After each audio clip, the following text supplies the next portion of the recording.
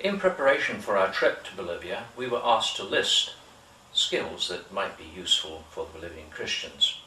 And I listed communications and Bible teaching, and others listed other skills.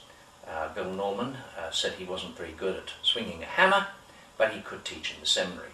We all felt that we had something of value to contribute, something to teach.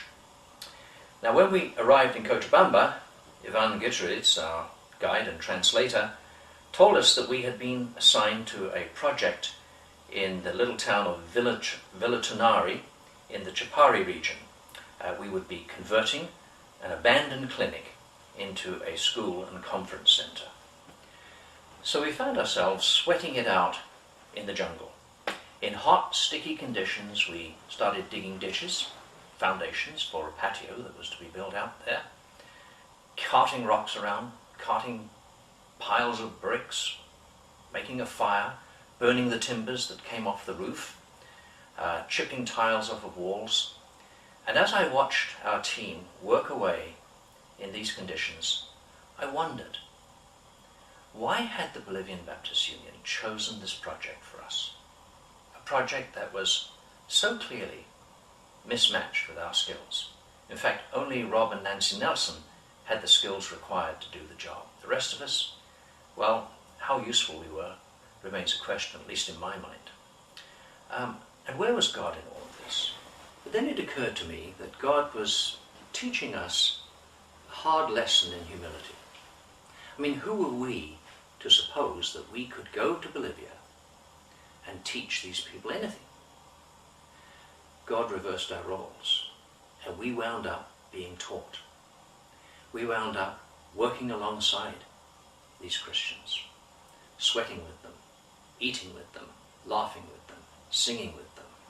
It was, as I say, a lesson in role reversal, and it was a deeply humbling one for us.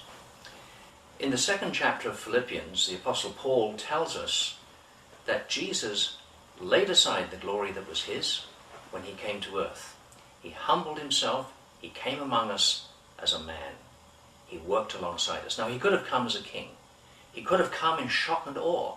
He could have come, as was expected of the Messiah, and thrown the Romans out of Palestine.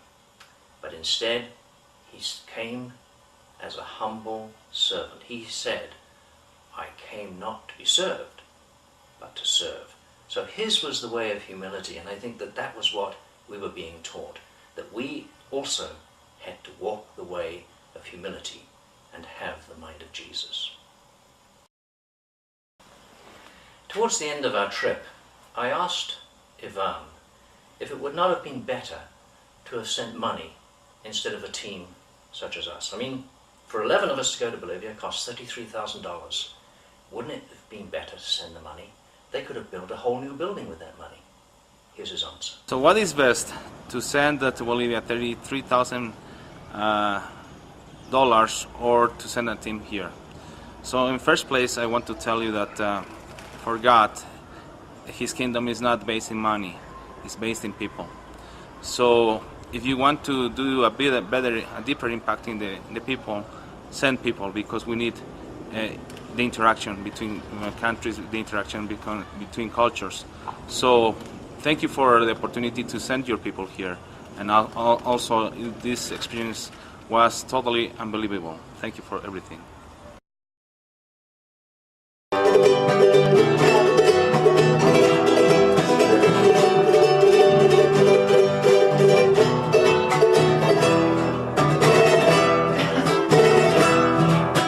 Viva mi patria Bolivia, una gran nación.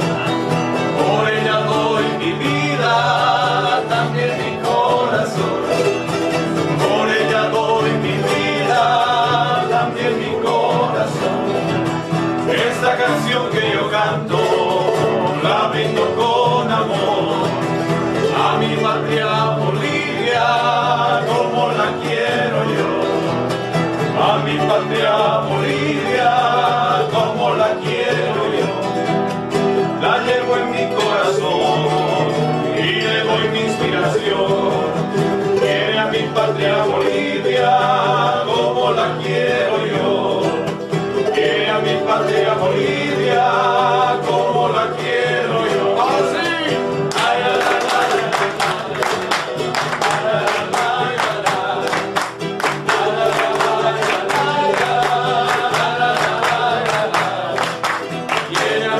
mi amor.